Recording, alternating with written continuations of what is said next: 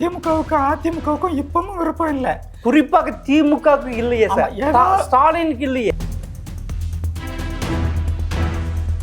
Sir. உண்மையில எடப்பாடி ஒரு தலைவரா சார் புதுச்சி அந்த கட்சிக்கு? வேங்க வயல் குடிநீர் தொட்டில் மலம் கலக்கப்பட்டது. ஆனால் அதை சொன்னவர்கள் குற்றவாளியாக்கினது தானே திமுக. அதுக்கும் துணை போனவர் தானே திருமாவளவன். திருமாவளவனுடைய டிஎன்ஏ ஜீனில் அந்த அடிமைத்தனம் என்ற ஜீன் இன்னும் விட்டு போலையா? அந்த முன்பு திமுகவிடம் வாக்கு வங்கி அடகு வைக்கிறார் என்று சொன்ன அந்த குற்றச்சாட்டு உண்மையாக இருக்குமோ என்று நமக்கெல்லாம் தோன்றுகிறது. இப்ப ஏதாவது துணை முதல்வர் கேட்கிறாரா? துணை முதல்வர் அப்படி ஆசைப்படுறாரா? திருமாவளவர்கள் இந்த பேராசை எதுக்கு சார் இப்படிலாம் இருக்காரு? மதச்சார்பு அற்ற கூட்டணி மட்டும் இல்லை, கூட்டணியே அங்க இல்லை, அவர்கள் மட்டும் தனித்து தான் நிற்கிறாங்க.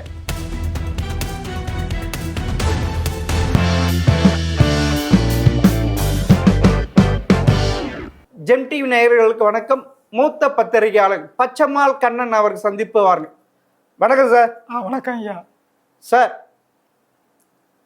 சுதந்திரம் பெற்ற பெண் முதல் சட்டமன்ற தேர்தலில் 1952 கூட்டணி ஆட்சி தான் அமைஞ்சது. அதுக்கப்புறமா இந்த 2026 திரு விஜய் தலைமையில் கூட்டணி ஆட்சி அமைஞ்சிருக்கு. இது எப்படி சார் பார்க்குறீங்க? இது ஒரு பெரிய புரட்சி தான். அதாவது மக்கள் ஒரே கட்சி ஆட்சியில் இருந்து விடுபடன்னு நினைக்காங்க. ஒரே கட்சின்னா குடும்ப கட்சி, சர்வாதிகாரம், ஊழல், அதிகார துஷ்பிரயோகம் இதுக்கெல்லாம் வழிவகுக்குது. அதுக்கு இடம் கொடுக்கக்கூடாதுன்னு மக்கள் ஒரு தெளிவான தீர்ப்பளித்திருப்பதா நான் நினைக்கிறேன். ஆனால் 2 திராவிட கட்சிகள்னு சார் சொல்லிச்சு, தமிழகத்தில் கூட்டணி ஆட்சியே வராது, மக்கள் விரும்ப மாட்டாங்க, ஏதாவது பெரிய கட்சிக்கு தான் மெஜாரிட்டி கொடுப்பாங்க. அதுக்கு உதாரணம் சொல்றது 1980 நடந்த சட்டமன்ற தேர்தலில் திமுகவும் காங்கிரஸும் 230 பாதி பிரிச்சுட்டாங்க, ஆனால் வெற்றி பெறல. அப்படிதானே சொல்லிட்டு இருந்தாங்க. அப்படி இருக்கப்ப இது எப்படி மாறுச்சு? மாற்றம் எப்போதுமே வரும். அதை இந்த 2 கட்சிகளும் உணரலை, அதை ஏற்றுக்கொள்ள இப்போ கூட பக்குவம் இல்லை. இது இந்த தவேகவின் வெற்றியை ஏற்றுக்கொள்ள திமுகவுக்கும் அதிமுகவுக்கும் இப்பவும் விருப்பம் இல்லை. குறிப்பாக திமுகவுக்கு இல்லையே சார், ஸ்டாலினுக்கு இல்லையே. ஏதாவது செய்து நாம 2 பேரும் சேர்ந்து ஒரு ஆட்சி அமைச்சிடலாமான்னு கூட சதி செய்ததா சொல்றாங்க. ஓ, அப்படியும் நடந்து. ஆமா, நீங்க சொல்றது. ஆனா இப்ப இருக்கிற இந்த 40 வயசுக்குள்ள இந்த ஜென்சி இளைஞர்களிடம் அந்த பழைய குருட்டு கணக்கில் எடுபடலையா? ஆமாம், எடுபடலை. ஒரு 100க்கு கீழான இடங்களை தவேக பெற்றிருந்தால் அந்த 2 திராவிட கட்சிகளும் கூட்டணி சேர்ந்து ஒரு ஆட்சியை அமைத்திருக்கும் வாய்ப்பு வந்திருக்கும். ஏதோ அப்படி ஒரு வாய்ப்பு கனவுல கூட இனி நடக்காதுங்கிற அளவில் 108 அந்த நிலையில கொண்டு மக்கள் தீர்ப்பு கொடுத்திருக்காங்க. அதையும் எப்படியாவது விஜய் முதல்வராக கூடாது என்று குறிப்பாக திரு ஸ்டாலின் அவர்களும் திரு உதயநிதி அவர்களும் திரு சபரீசன் அவர்களும் வேற கணக்கு போட்டாங்களே இல்லை சார்? ஆமாம் ஆமாம், நீங்க சொன்ன மாதிரி அதிமுகவும் திமுகவும் கூட்டணின்ட்டு. சார், உண்மையில எடப்பாடி ஒரு தலைவரா சார் புதுச்சி அந்த கட்சிக்கு? சொல்லுங்க சார் பார்க்கலாம். அது இல்லை, அதான் பெரிய தலைவர்கள் இல்லாமல் போகும்போது அடுத்தவர்கள் கையில் கிடைச்சிருதில்ல. அப்படி தான் அவருக்கு கட்சியின் கட்சி தலைமையும் முதலமைச்சர் பதவியும் அப்படி தான் அவருக்கு கிடைத்தது. இல்லை, எதிர்கட்சியாக இருந்தப்போ சரியாக செயல்படல. இல்லை, போன 5 ஆண்டுகளில் எதிர்கட்சியாக உண்மையிலே செயல்பட்டது என்று பார்த்தால் நாம் தமிழர் கட்சியும் பாஜக அதான் அந்த கட்சி செயல்பட்டது என்று சொல்ல முடியாது. கட்சியின் தலைவர்கள் அண்ணாமலையும் சீமானும் தான் எங்கு பார்த்தாலும் அரசின் அட்டூழியங்களை எதிர்த்து முழக்கமிடுவது, போராட்டங்களை நடத்துவது, தட்டி கேட்பது, பத்திரிகையாளர்களிடம் உண்மைகளை ஊழல்களை அம்பலப்படுத்துவது என்று அவர்கள் 2 பேரும் தான் உண்மையான எதிர்க்கட்சி தலைவர்களாக காட்சியளித்தார்கள். பழனிசாமி 4.5 ஆண்டுகள் எங்கோ போய் உறக்கம் போட்டுவிட்டு தேர்தலுக்கு 6 மாதத்துக்கு முன் விழித்தெழுந்து தேர்தலுக்கு தயாராக சுற்றுப்பயணம் செய்தார். நீங்க சொல்றது பார்த்தா கும்பகர்ணன் 6 மாசம் தூங்குவான், ஆமா இவர் எடப்பாடி 4.5 வருஷம் தூங்குனாரு. ஆமா அப்படி எடுத்துக்கலாமா சார்? ஆமா ஆமா அப்படிதான் எடுக்கணும். சரி சார். அது பழனிசாமிக்கு மட்டும் இல்ல, திமுகவுக்கு அதுதான். சில இவங்களும் அதிமுக ஆட்சியில் இருக்கும்போது 4.5 ஆண்டு தூக்கத்துல தான் இருப்பாங்க. இல்லை, எப்பயுமே உங்களுக்கு ஒன்று தெரியும், உங்களுக்கு நல்லா தெரியும், எப்பயுமே திமுக எதிர்கட்சியாக தான் நல்லா செயல்படும். ஆனால் ஆளுங்கட்சியாக வந்து செயல்படுறது இல்லை. இப்போ ஏன்னா தொடர்ந்து ஆட்சிக்கு வர்றது இல்லை. அப்போனா அவங்கள எப்பயும் எதிர்கட்சியாக தானே வச்சுருக்காங்க ஜனங்க. ஆமாம், தமிழக மக்கள். அதாவது இந்த 60 ஆண்டுகள் திராவிட ஆட்சியில் அதிமுக தானே சார் 31 ஆண்டுகள் ஆட்சி நடந்திருக்கு. ஆமாம், இது 25 ஆண்டுகள் தானே. அது ஒன்று ஆன்டி டிஎம்கே இன்னும் இருக்குல்ல சார். இப்பையும் இருக்கு. திரு விஜய் அவர்கள் வெற்றி பெற அதுவும் ஒரு காரணம் இல்லை. காரணம் இரு கட்சிகளின் மீது உள்ள வெறுப்பால் தான் தேவைக்க முதல் தேர்தலிலே மகத்தான வெற்றி பெற்றுள்ளது. அதை யாரும் மறுக்க முடியாது. சரி சார், எப்படியோ ஆட்சி அமைச்சிட்டாரு. இப்போ மந்திரி சபை எப்படி சார் பார்க்குறீங்க? அமைச்சரவையிலும் ஒரு மாபெரும் புரட்சி செய்துள்ளார். ஒரு ஊராட்சி தலைவராக, ஊராட்சி மன்ற உறுப்பினராக கூட வாழ்நாளில் போட்டியிடாதவர்கள் கூட முதன்முறையாக சட்டமன்ற உறுப்பினர் ஆகியுள்ளார்கள், முதன்முறையாக அமைச்சர்கள் ஆகியுள்ளனர். இது தமிழ்நாட்டு அரசியலில் ஒரு மாபெரும் புரட்சி. அதாவது இளையோருக்கு அதிகாரம், புதியவர்களுக்கு அதிகாரம், எளியோருக்கு அதிகாரம் என்றுதான் இதை கருத வேண்டியுள்ளது. சார், உண்மையிலே 2-3 நாட்கள் முன்னாக திரு ஸ்டாலின் அவர்கள் ஒரு திருமணத்தில் இப்பொழுதும் நம்மள ஆட்சி தான் நடக்குது என்று மிகவும் திமுறாக சொல்லியிருக்க. அது எப்படி சார் பார்க்குறீங்க?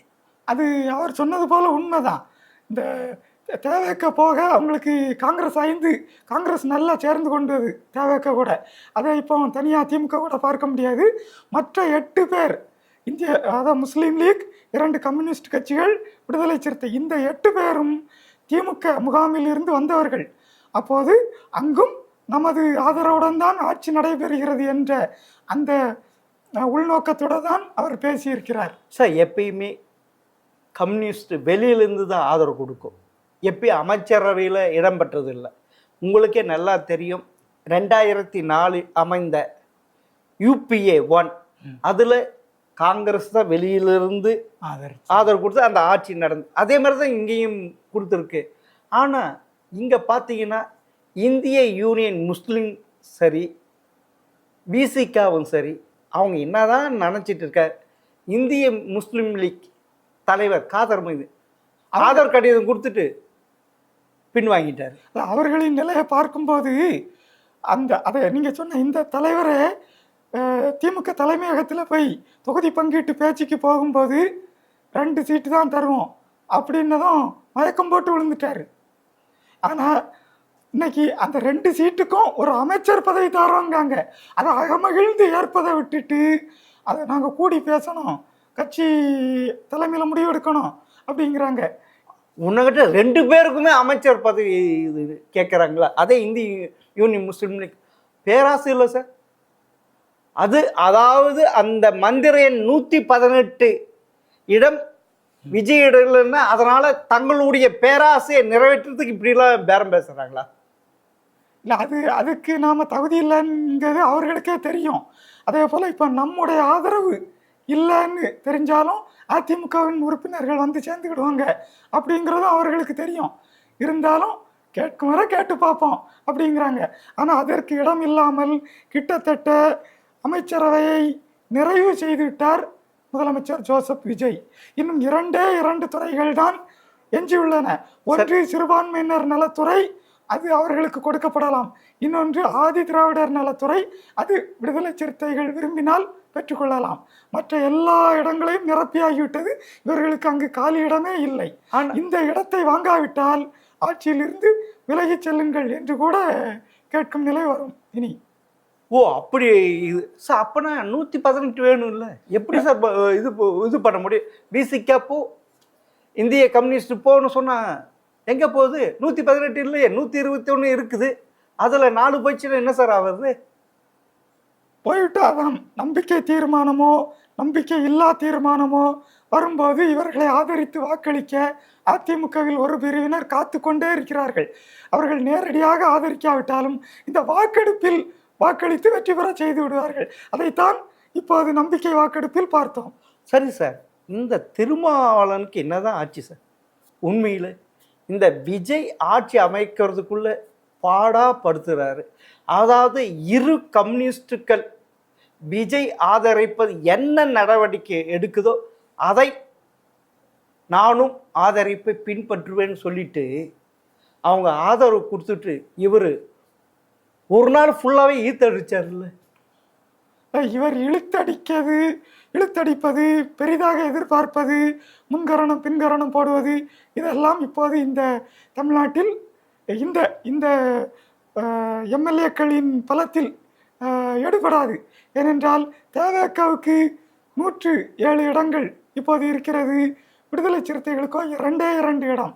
இந்த 2 இடங்களை வைத்துக்கொண்டு அந்த மிக பெரும் கட்சியுடன் மோதியோ இல்லை பாசாங்கு செய்தோ அதெல்லாம் இனி பலிக்காது.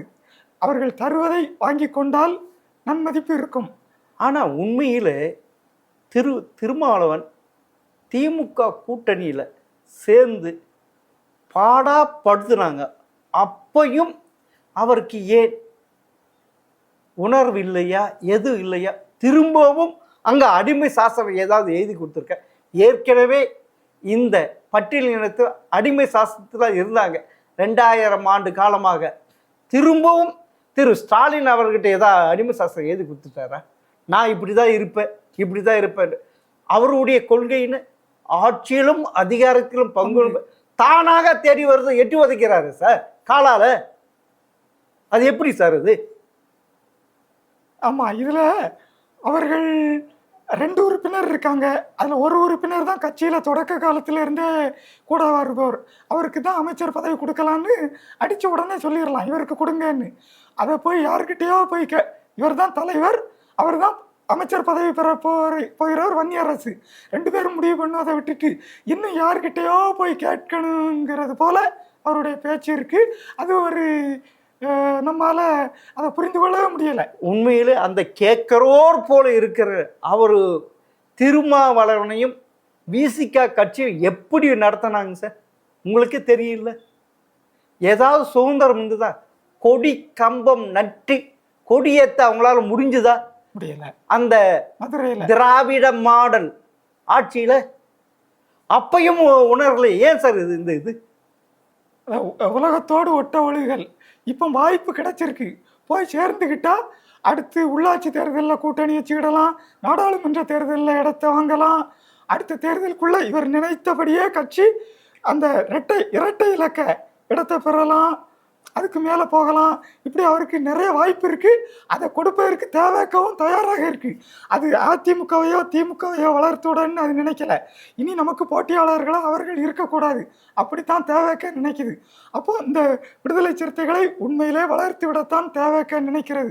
ஆனால் வளர்ந்து கொள்ள இவர்கள் தயாரில்லை என்பது போல் இவர்களின் செயல்பாடுகள் இருக்கின்றன. உன்னங்கிட்ட விசிகா கட்சியினுடைய பெரும்பாலான வாக்குகள் ஏறக்குறை 80% விஜய்க்கு போயிடுச்சுல்ல சார். அப்படி இருக்கிறப்ப அவருடன் கூட்டணி அமைத்து தன் கட்சியை வளர்க்குறாமல் இல்லை, அதிகாரத்திலும் ஆட்சியிலும் பங்கு இருக்கிறோம்ட்டு அந்த கட்சி தொண்டர்களுக்கு குஷி இருக்கும், ரொம்ப ஒரு கட்சி வளர்க்குறாமல், இது கூட அவருக்கு புரியாது. ஆமாம், ஒரு வளர்ச்சியை நோக்கிய கட்டத்தில் அவர் பின்வாங்குவது கட்சிக்கும் அதன் எதிர்காலத்துக்கும் நல்லதில்லை என்றே பார்க்கப்படுகிறது. ஆனால் உண்மையில் உங்களுக்கே தெரியும், வேங்க வயல் குடிநீர் தொட்டில் மலம் கலக்கப்பட்டது.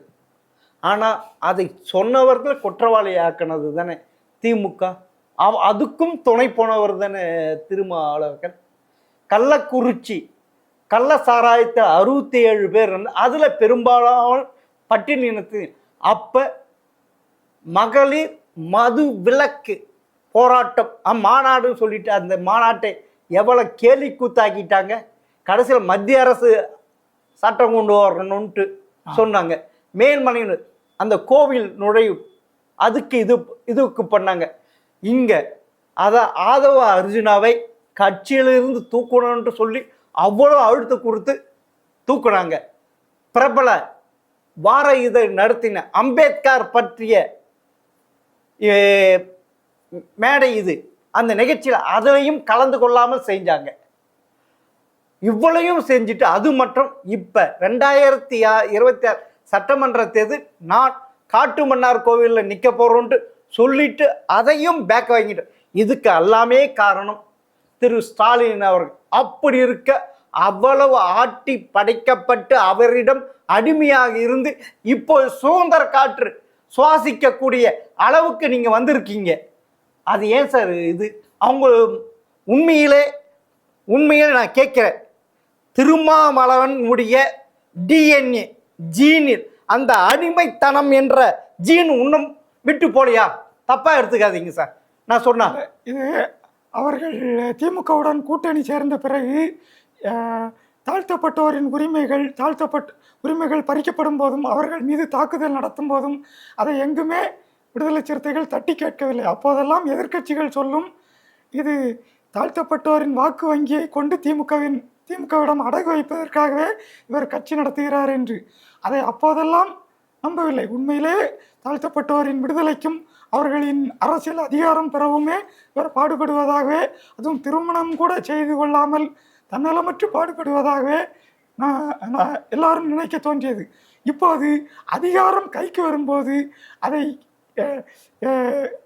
வாங்கி பயனடையாமல் அதிலும் இழுத்தடிக்கும் போதுதான் அந்த முன்பு திமுகவிடம் வாக்கு வங்கியை அடகு வைக்கிறார் என்று சொன்ன அந்த குற்றச்சாட்டு உண்மையாக இருக்குமோ என்று நமக்கெல்லாம் தோன்றுகிறது. சார் உண்மையிலே, அதாவது இதே விஜய்க்கு ஆதரவு கொடுக்க முன்பு அங்கே ஒரு டிராமா நடந்தது இல்லை? உங்களை இரு திராவிட கட்சிகளையும் திருமாவளவனை முதல்வராக்கிறோன்னு சொல்லிட்டு அதுக்கு காலையில் 9ஆம் தேதி காலையில் 11 மணிக்கு செய்தியாளர் கூட்டம், 4 மணிக்கு செய்தியாளர் கூட்டம், இப்படி சொல்லிட்டு எந்த இதுவுமே இது இல்லாத அவர்கிட்ட அப்போனா அது உடஞ்சி போச்சு. இப்போ ஏதாவது துணை முதல்வர் கேட்குறாரா? துணை முதல்வர் அப்படி ஆசைப்படுறாரா? திருமாவளவர்கள் இந்த பேராசை எதுக்கு சார் இப்படிலாம் இருக்காரு திருமாவளவர்கள்? இல்லை, அவர் இன்னும் எனக்கு இந்த பதவி வேண்டும் என்று வெளிப்படையாக சொல்லவில்லை. வேண்டும்னு சொல்லவில்லை. ஆனால் முதல்வராக ஆசை வந்துட்டு இரு கம்யூனிஸ்ட் கட்சிகள் ஆதரவு கடிதம் கொடுத்தாச்சு. யார்கிட்ட? விஜய் கிட்ட. அதை ஃபாலோ பண்ணி நான் கொடுப்பேன்னு ஆனால் இழுத்தடிச்சார் இல்லை? நீங்க சொல்லுங்க சார். அது எப்படி சார்? அவருக்கு அது பேராசை தானே, திருமாவுடைய பேராசை தானே. நாம் முதல்வராகி விடலாம் 2 பேர் வச்சுக்கிட்டு. அவர் என்ன சந்திரசேகரா?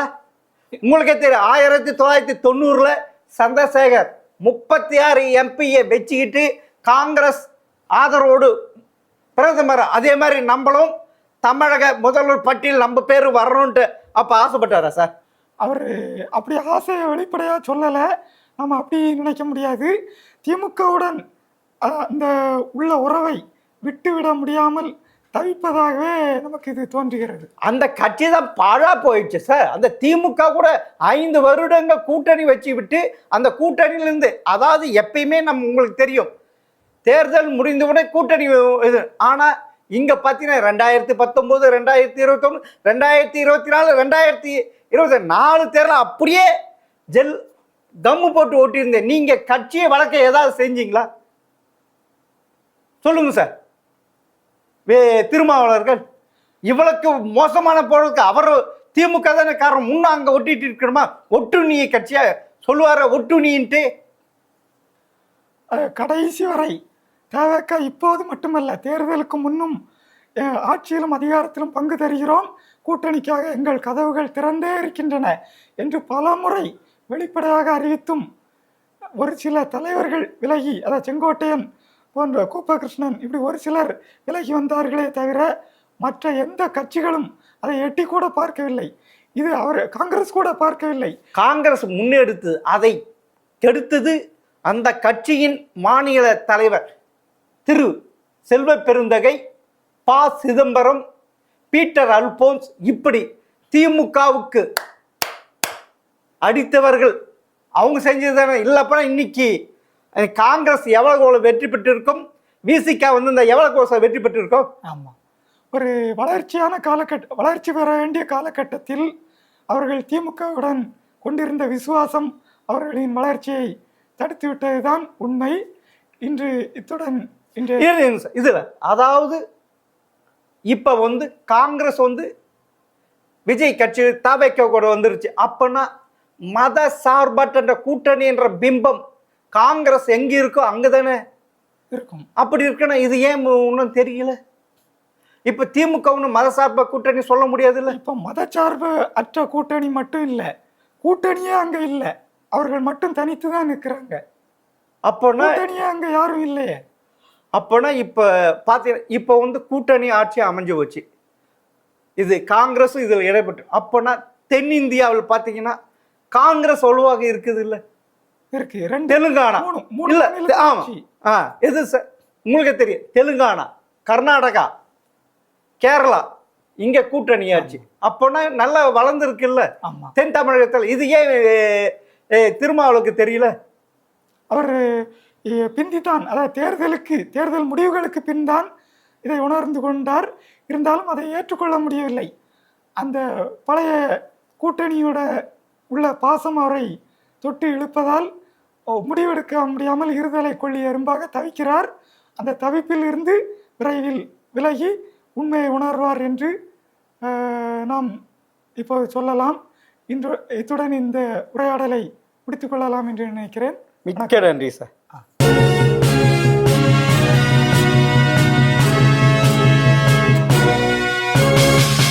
உடனுக்குடன் அப்டேட் தெரிந்து கொள்ள ஜெம் டிவி தமிழ் ஆப்பை இன்ஸ்டால் செய்யவும்.